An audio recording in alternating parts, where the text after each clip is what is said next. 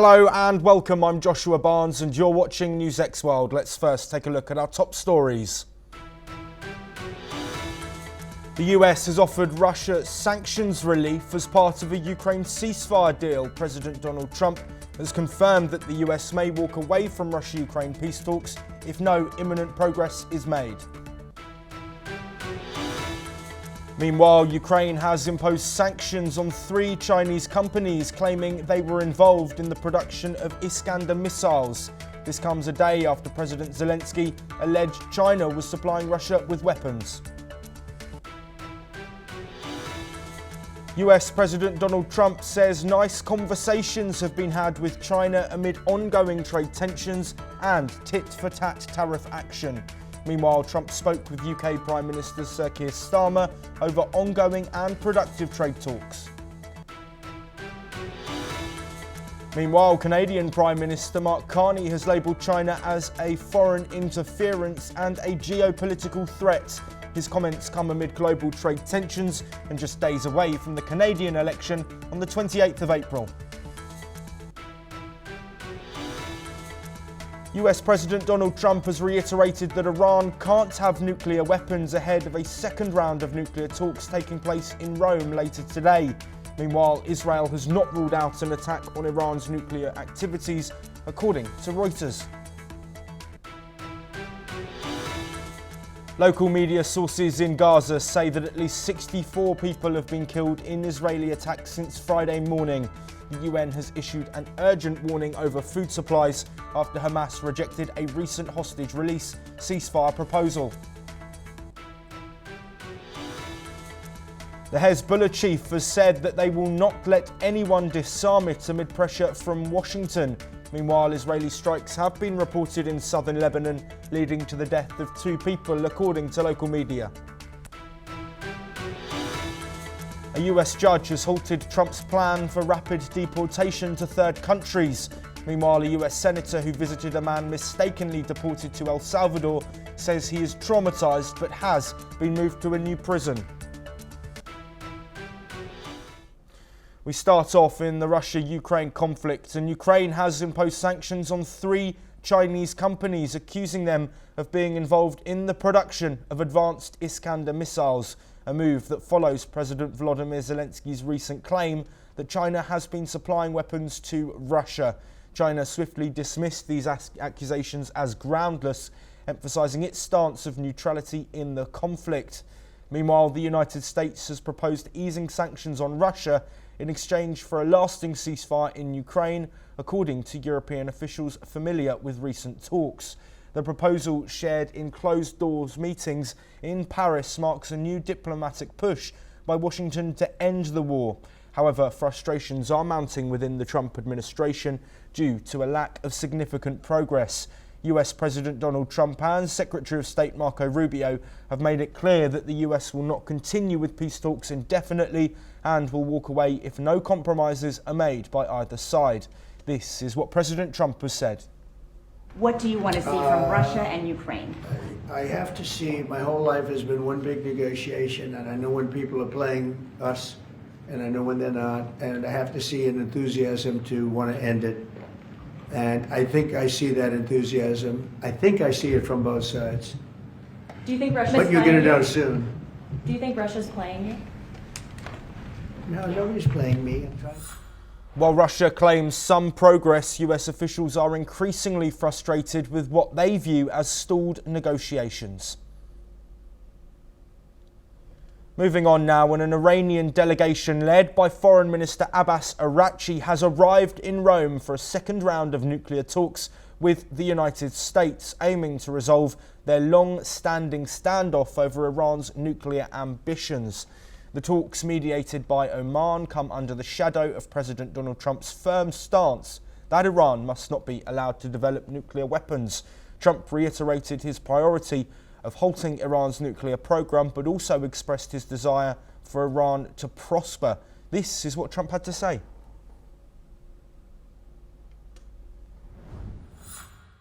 Sir, on Iran, would you be open to letting Iran keep some kind of civil nuclear program? No or would impact the entire whatsoever. program need to be dismantled? I'm for stopping Iran, very simply, from having a nuclear weapon. They can't have a nuclear weapon. the I entire want program Iran dismantled? to be great and prosperous and terrific. Meanwhile, according to an exclusive Reuters report, Israel is allegedly considering a limited attack on Iran's nuclear facilities, despite US President Donald Trump signalling reluctance to support military action at this time. According to Israeli and diplomatic sources, while President Trump recently told Israeli Prime Minister Benjamin Netanyahu that the US would not back an immediate strike, Israeli officials continue to explore military options. These, which could include airstrikes and commando operations, are said to potentially delay Iran's nuclear ambitions by months or even a year. Moving now to the global tariff standoffs, and Ford has halted shipments of SUVs, trucks and sports cars to China due to retaliatory tariffs as high as 150%. The company stopped exports of models like the Mustang and the Bronco. While engine exports continue, Ford may raise vehicle prices if these tariffs persist. In a separate development, the new US ambassador to Japan has arrived in Tokyo and says he is optimistic that his country and its key Asian ally will reach a deal in their ongoing tariff negotiations. According to reports, Keir Starmer and US President Donald Trump held a productive discussion on trade, focusing on ongoing negotiations. Discussions took place over their first phone call since US tariffs came into force. The UK is seeking a deal after Trump imposed 10% tariffs on UK goods, including higher duties on steel, aluminium and cars. Trump also signalled easing tensions with China. He said the US is having nice conversations with Beijing amid the trade conflict. Trump suggested rolling back some tariffs and stressed the need for continued talks to resolve trade issues, including TikTok's future in the US. Here is what Trump said. And by the way, we have nice conversations going with China just to intercede, It's like really very good. But well, joining us to discuss these developments in the ongoing trade disputes globally is Mitali Nakore, an economist who is joining us from New Delhi. Mitali, thank you ever so much for being here. We have to start this off with China.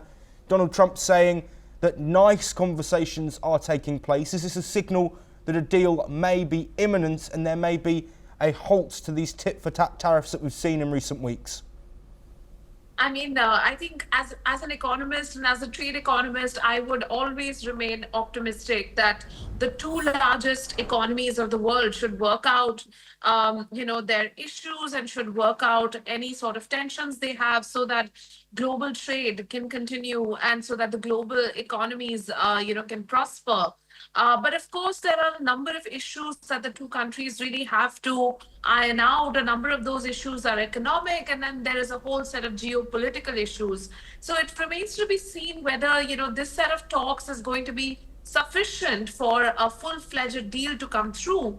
But even if one could have, some interim wins, one can say, sort of ending this tariff standoff and ending the sort of, stop in flow of trade, I think that itself would be wins in themselves. Yes, Mitali, I want to stick with diplomacy for the moment. Of course, a conversation between UK Prime Minister Keir Starmer and Donald Trump allegedly taking place over the phone.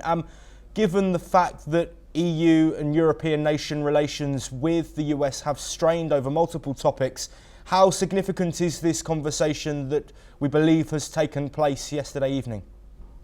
So I think there are about 3 or 4 leaders within Europe. The UK is no longer part of the EU. So, for the UK to have its own relationship with the US, and the UK has always been the most staunch partner, the all-weather friend that the US can always count on, and vice versa. So for the UK to have that conversation and to, send some strong messages on the tariff regime and the fact that even the UK is actually not exempt from tariffs, it also has to pay the minimum rate of 10% tariffs, shows that, at this point in time, relations could be strained even with one's staunchest ally. Having said that, the UK is taking a very pragmatic stand.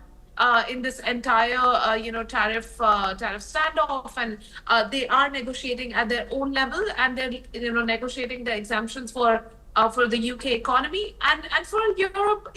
Broadly, one can see that the Italian Prime Minister met with the President yesterday, and even that conversation was actually quite fruitful. It was agreed that the way forward is for the EU and the US to work together. The French President is also known to have a very strong rapport with President Trump. So I think it remains to be seen how the EU negotiates for itself. But what President Trump has very clearly done is, started these conversations with each of the global powers on a one-to-one basis to find and negotiate deals which would be ideally in American interest over the next 90 days. Yes, Mitali, to bring an end to our discussion, I do want to talk about the consumer impact. We've heard that Ford now are going to limit their export of complete cars to China as a result of these tariffs that we've seen. Looking at further consumer impacts, what do you think we can expect now that these tariffs have been in place for a serious amount of time, rather than it just being an announcement or a recent jolt in the economic markets? So I think the impacts can be, sort of bifurcated into three for when we talk about consumers. The one is the US consumer, the second is the Chinese consumer, and the third is consumers around the rest of the world, because really this is how we're seeing the impacts play out. For the US consumer, undoubtedly, the prices of goods will certainly go up, because the US imports a lot more than it exports when it comes to merchandise goods, which has prompted this entire tariff standoff in the first place. And, supply chains can't be re-engineered overnight. You can't set up factories in the US overnight, and therefore the first impact really always will be felt by the US consumer, where the tariffs will be felt the strongest. And, especially on everyday goods, washing machines and cars and, electronics goods, consumer goods, white goods, what we call them, are likely to be the first ones to be impacted.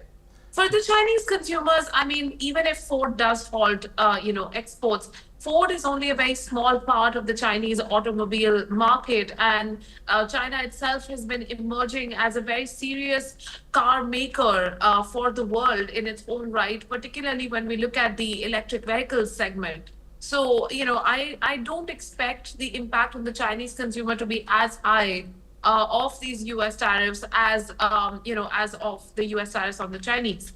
And then finally, when we talk about the rest of the world, I think the ripples are going to be felt across the world. There's also, a lot of countries which are getting large amounts of Chinese inventory, which was actually destined for the US but could not go there. And therefore, actually, a number of these countries are finding that the prices of goods are going down as their markets are getting flooded with cheaper Chinese imports. So, the impact on the rest of the world may as well be bringing down the prices of some of the everyday goods and the white goods in particular, which are consumer goods. So, it remains to be seen how it fully plays out, but I do expect the US consumer to be the worst impacted in this entire scenario. Mitali Nikore, thank you ever so much for joining us and providing your insight. We will, of course, bring you all of the latest updates from the ongoing tariff disputes as we get them here on NewsX World. But we move on now, and US Senator Chris Van Hollen detailed his recent meeting with Kilmar Abrego Garcia, who has been wrongly deported to El Salvador. He says that Garcia describes being traumatized by his time at the Secot prison, but has been moved to a different facility. Van Hollen also reveals that the Trump administration has paid $4 million to El Salvador for detaining prisoners. Here is what the US Senator had to say. He said he was not afraid of the other prisoners in his immediate cell, but that he was traumatized by being at Secot and fearful of many of the prisoners in other cell blocks who called out to him and taunted him in various ways. Meanwhile, a US judge has blocked the Trump administration's plan for rapid deportations of migrants to third countries without proper legal review. US District Judge Brian Murphy's ruling requires the Department of Homeland Security to give migrants a meaningful opportunity to seek legal relief before being deported. The decision affects refugees who may face persecution or torture if sent to third countries. Meanwhile, 2 Venezuelan migrants detained in Texas are seeking the US Supreme Court's intervention to halt their imminent deportation under the 1798 Alien Enemies Act. The Trump administration is attempting to swiftly deport them, citing national security concerns. The administration has already signalled plans to appeal Murphy's ruling as tensions rise over the administration's immigration policies. The court's decision puts a hold on deportations until the legislation is resolved. Staying in North America, and US President Donald Trump announced a reclassification of federal workers, changing the status of tens of thousands involved in policy to schedule career easing potential layoffs. Trump's executive order aims to make federal workers at-will employees, removing job protections and running the government like a business. Experts warn this could make it easier for mass layoffs, as nearly anyone involved in policy could be fired. Trump's previous reclassification attempt, Schedule F, was rescinded by former President Biden in 2021. The new order could impact hundreds of thousands of federal workers. The change is part of Trump's efforts, supported by Elon Musk's Department of Government Efficiency, to cut federal workforce size and costs. Unions have strongly opposed the move. Staying on the topic, and a federal judge has intervened after a dramatic mass firing at the US Consumer Financial Protection Bureau, halting the dismissal of up to 1,500 workers, around 90% of the agency's workforce. The judge, US District Judge Amy Berman Jackson, expressed deep concern over the Trump administration's actions, which she believes may have violated court orders that set conditions on any staff reductions. The White House and CFPB did not immediately respond to requests for comment, but the judge has suspended the firings, stating the decision will be reviewed to ensure compliance with previous court rulings. Meanwhile, allegations have surfaced about harsh working conditions and verbal abuse by senior officials, though these claims were denied by the Office of Personnel Management. Sticking in North America, and US Treasury Secretary Scott Bessent announced that Michael Faulkender, Deputy Treasury Secretary, has been appointed as the acting Internal Revenue Service Commissioner, replacing Gary Shapley.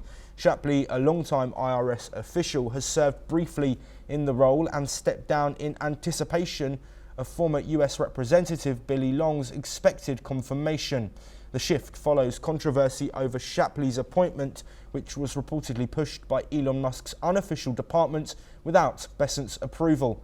Bessent highlighted Faulkender's leadership capabilities and his role in restoring trust in the IRS, while confirming that Shapley will continue his work on IRS reforms. The Treasury clarified that Faulkender's focus will be on addressing the politicization of the IRS until Long's confirmation.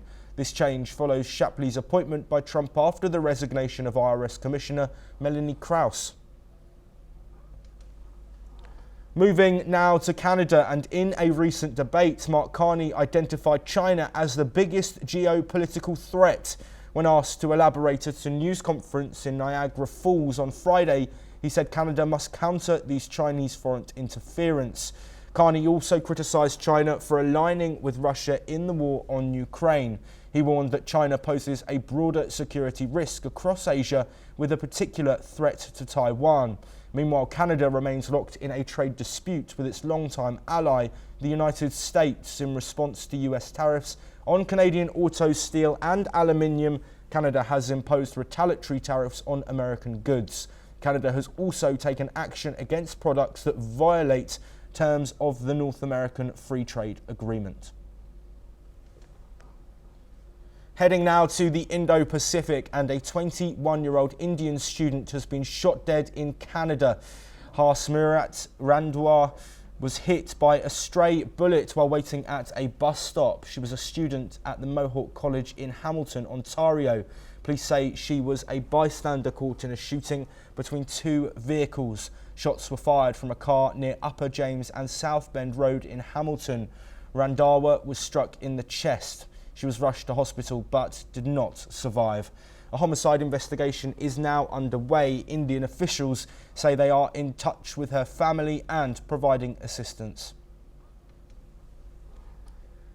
In the Indo-Pacific, a disturbing incident in Karachi, Pakistan, where a 47-year-old man from the persecuted Ahmadiyya community was brutally beaten to death by a mob of radical Islamists.